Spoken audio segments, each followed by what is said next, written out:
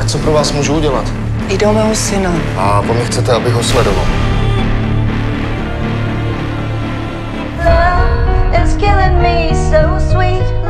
Myslíte si, že do mě vidíte? Pane detektive.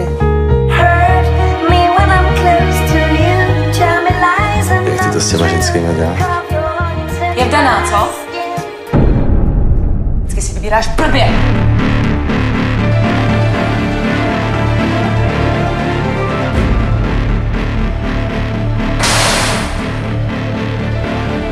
Proč mi tohle do prdele děláš? Co bude teď?